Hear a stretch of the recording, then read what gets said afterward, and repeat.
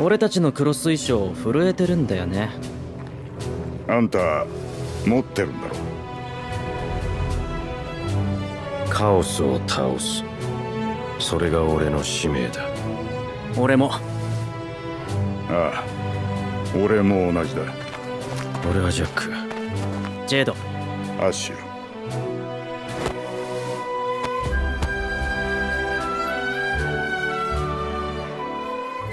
Let's talk about Stranger of Paradise Final Fantasy Origin. So, Stranger of Paradise is the brand new game available for Xbox as well as PlayStation and PC that is based upon the universe of the original Final Fantasy that came out way back in 1987. Talking about Final Fantasy, Chris, is always an excellent idea, and I'm really excited every time a new chapter comes out. Yeah, same for me, Jack. So basically, this game, it's not like one standard chapter of the series. You know, guys, Final Fantasy 16 is going out in the future for PlayStation. This is kinda a spin-off, let's say an original story related to the universe of the first Final Fantasy, even though it is not a reboot. It's a dark reinterpretation of the origin Final Fantasies. Chris, in my experience, I played Final Fantasy 7, 8 and 9 back in the years. It was not always been completely dark, but of course there have been some melancholic vibes throughout the roleplay. Yes, I see your point. In this case, you can expect, as you said, a pretty dark game, and it's a bit violent as well, so I wouldn't recommend to everyone. It has some kind of Souls-like elements that are well known, for example, recently in Elden Ring. It is not super easy, even though the fighting system is fun and entertaining. Yes, speaking about Final Fantasy, shifting between PlayStation 1 and PlayStation 2 with the upgrade of the technologies, the development of the games and the battle in the games changed completely. Every time you as a player felt to be more and more inside of what you were playing. You know, Jack, that if you played the classical Final Fantasy from 7 to 9, you know well that the combat system was turn-based, so pretty much you had all the time in the world, while here, and also in the recent Final Fantasy 15, the mainline Final Fantasy, it is all action in real time, so we lost the turn-based gameplay. Yes, sure, Chris. I mean, even noticing that among the writers of this game, there is the famous Kazuhige Nojima, who is one of the producer and writers of the previous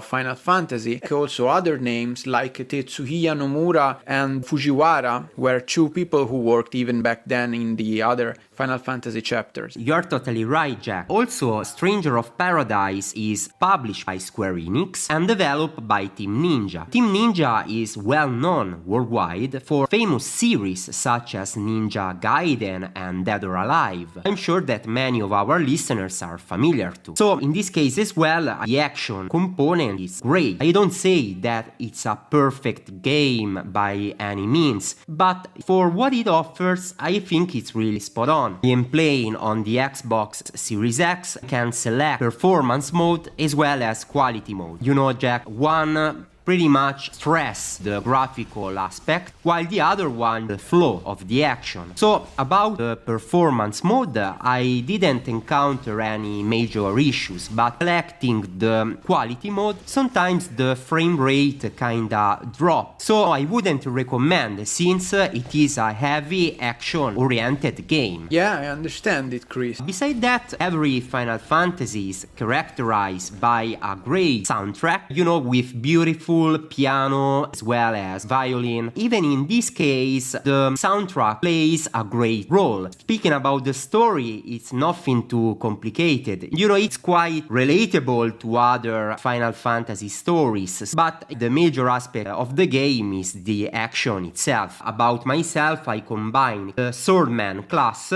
and the mage one. It's kinda a cool combination, and you are able to switch very quickly between the two of them. Also, there is a vast choice of weapons and items that you can equip in order to gain even greater abilities. So if you enjoy going deeper into the gameplay and customize your experience, I would totally recommend this game. But if you are looking to the next big chapter in the series, that would be Final Fantasy XVI. So it's not this one. Be aware that it is not a standard chapter of the series, but as I said, a great spin-off. Not perfect, but still very enjoyable. I'm sure if you are like me and you've been playing quite a lot Elden Ring, it is something that really match well, so you can kind of have a break from your journey in the land betweens and just dive deeper into another fantasy world. Yeah, that's great. Yeah, if you are interested in management system, class and items that you can equip, this game is really well done because you are able to use two classes at the same time. The soundtrack plays a really big part in games such as Final Fantasy. I even remember how I got affectionate to classical music, for example Carmina Burana,